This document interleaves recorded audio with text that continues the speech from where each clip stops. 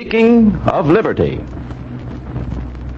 the National Broadcasting Company presents another in this new series of programs under the auspices of the Council for Democracy. There was free talk in the old New England town hall, and there's free talk by free men every week at this time. Free talk led by your host, Rex Stout. You may know Rex Stout as the brain parent of that distinguished criminologist, Nero Wolfe. On this program, you will get to know him as an outspoken champion of the democratic way of life. Mr. Stout. Thank you, William Abernathy. Sweet land of liberty. When I used to sing that phrase, off-key, of course, in a little Kansas schoolhouse, it was merely a noise. As I say it now, if I sang it, I'm afraid it would still be off-key. It is at once a prayer, an affirmation, a resolution, and a challenge. Sweet land of liberty, our America. But it is not, thank God, the only land of liberty left on earth.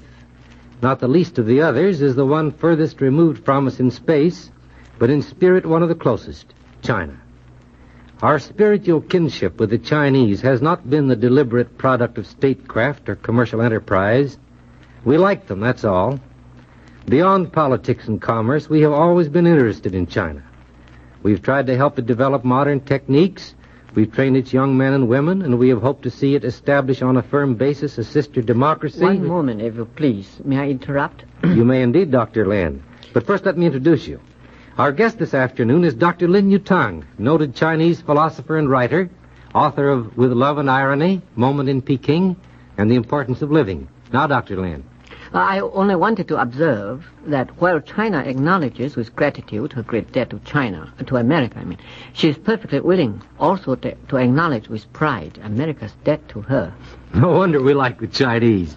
Not to be outdone, Dr. Lin, let me say that one item in that debt is the fact that the Chinese took the first stand in the present struggle against aggressors. That is true, Mr. Stout, though not what I had in mind. Do you ever visit the Metropolitan Museum of Art here in New York? Now here, Carl Van Doren asked me that same question. Is this a conspiracy? Oh, not a malicious one. There's a special exhibition at the museum now called The China Trade and Its Influences. It shows very clearly, I think, what a tremendous effect China has had on American art and the whole field of aesthetics, even on American philosophy.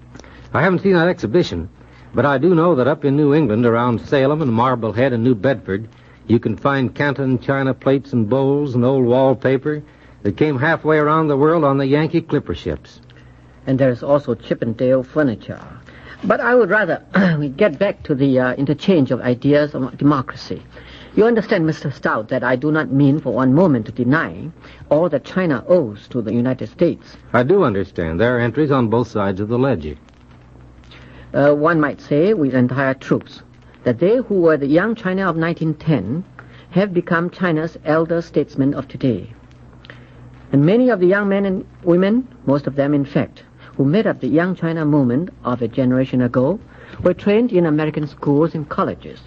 They acquired the best American education and then went home to apply what they had learned. Would it be correct to say that those same men and women are responsible for the new development of democracy in China? Ah, that's something else. Perhaps they are responsible for developing something new. And perhaps, on the other hand, they are merely helping to liberate something that has always been a part of the Chinese spirit. And you'd say the Chinese character and temperament is inherently inclined to democracy. I mean, Chinese democracy is, or was, so different from American democracy, but the spirit is the same. Perhaps I may put it this way. China is a new republic, but a very old democracy, the oldest self-governing nation in the world. Now, wait a minute. You're pulling my leg. No, I'm quite serious.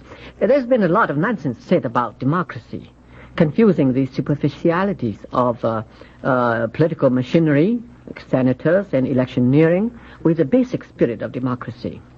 When you speak of American democracy, you do not mean the senators in Washington. Would you say, Mr. Stout, that the senators are the cream of American democracy? It all depends. You'd have to name your senators. Anyhow, you can't have cream without milk. And the milk is the people. All of us. We are getting somewhere now. By democracy, we simply mean a state consisting of free individuals, morally capable of governing themselves, independent in spirit, tolerant, and at the same time ready to revolt against oppression. And they must have a basic philosophy that all men are equal. Democrats mustn't be snobs. That's about right. Well, make it shouldn't. Room for improvement. We have a snob or two in America, Dr. Lin. Or in China, too, of course. But basically, the Chinese and the Americans hate snobbery. Remember, there's no caste system in China. Mencius long ago said that all men are created equal and that any man is capable of development to the moral stature of the saint emperors. Now, that was about 2,500 years ago. Mencius further said that in a state, the people are the most important factor and the king is the least important, just in so many words. Now, that statement stands in the Chinese classics that every Chinese schoolboy for the last 1,000 years was required to learn. Mencius is as modern as Thomas Jefferson, and the basis of this is Chinese humanism. But wasn't there an aristocracy in ancient China? Decidedly not. There is a Chinese proverb which says, all premiers and generals don't come from old families, which isn't true of England, you know. Because there was the imperial examinations for civil service, which was in operation for over 1,000 years, and made it possible for any poor boy with real talent to rise to the very top by selective service. Now, we didn't say in China that any boy might become the president, but we did say that any boy might become the premier. And you maintain that the Chinese people really have been governing themselves for a long time, centuries? Precisely. Now, whether there was a Chinese or a Manchu emperor, it didn't matter. The people always governed themselves through the village system, in connection with the clan elders, corresponding somewhat to your city aldermen. Life in the Chinese country was more or less like life in Vermont. And it is important to point this out because no democracy can work unless the spirit of true democracy already exists among the common people, the peasants, and the scholars. The machinery of modern democracy may be new, but the spirit is very old. Can you put it into a definition, Doctor? How would you define democracy? Well, Mr. Stout, it's one of those things very hard to define. But to me, democracy is the embodiment of all those normal rights, liberties, and dignities pertaining to free men. And like a good many things, it is appreciated most in absentia, as under a tyranny. You never miss the water till the well runs dry. Yes, but it goes against the grain of human beings not to be free. And therefore, sooner or later, we must come back to that pattern of free men living in free countries, which we call democracy. And this was the lesson of the history of China. The more centuries China lived, the more universal became the conviction among Chinese scholars that no tyranny could survive. East or West, no tyrant has ever survived his people, and it is the people who survive the tyrant. And China knows that, Mr. Stout. And knowing it, has kept up her fight against Japanese brutality for 4 long years, always sure of victory in the end. Yes. We Chinese have never tolerated a tyrant. Never? That's news to me, Dr. Lin. You say China never had tyrants even in the old days? Not quite, Mr. Stout, but I said that she has never tolerated them. Sooner or later, the Chinese people always rose in revolt against tyrants and chopped off their heads. That sounds rather old-fashioned, but more forthright and effective than such modern methods as appeasement. Yes, quite effective. You see, the Chinese, after all, are not so very different from Americans. They're great individualists. They're essentially tolerant. They like liberty.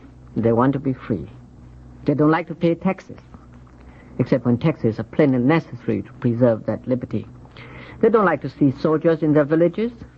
They tolerate but don't like law courts. All they want is that a man should be allowed to live his own life with his family. Well, hasn't there been any theory in China corresponding with the divine right of kings?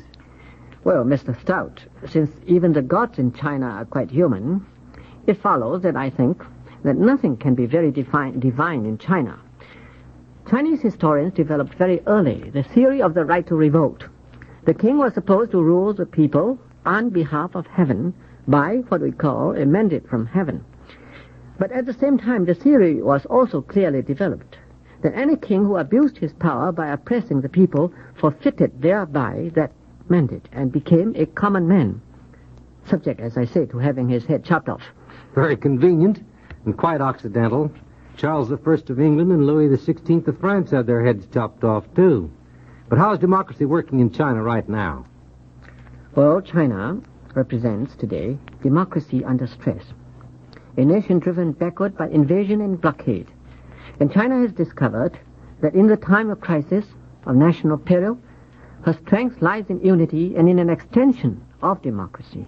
I speak now of the amazing growth of Chinese cooperatives. I've heard about the cooperatives. Isn't there a man named Rui Ali? Yes.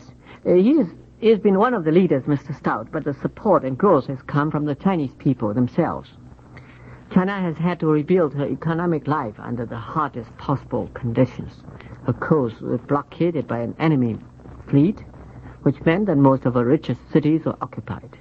And in those same cities, in the coastal provinces, back of them, were practically all of China's industry and all of her universities and her medical centers. The government retreated to Chongqing, and the life of China went inland with it. Soldiers, civilian refugees, factory workers, engineers, doctors, all who could escape headed for the vast interior. It was pioneering, Mr. Stout, just such pioneering as you Americans did when your covered wagons went westward 100 years ago. With the difference that our pioneers were harassed only by natural difficulties and a few thousand Indians, whereas yours had the whole Japanese army behind them and airplanes above them. Yes, a big difference. Yet the spirit of the people was somewhat the same. They were free men, determined to set up new homes, to make a new life under difficulties. What our people did was to produce supplies for themselves and for the soldiers in thousands of small cooperative workshops. Small, scattered factories couldn't be bombed out as easily as big industries. Refugees and wounded soldiers had a chance to help rebuild China and make it possible for our armies to continue to resist the enemy. It's guerrilla industry as well as guerrilla warfare, you see. To keep it a land of liberty. As a philosopher, Dr. Lin, you probably saw that there was a close relationship between the new order the fascists in the Far East were proclaiming and the new order of the Nazis in Europe, long before some of the rest of us did. The striking thing is that the methods are so similar. Ruthless use of force, propaganda to disunite the people, setting up of puppet regimes. The pattern's identical. Yes.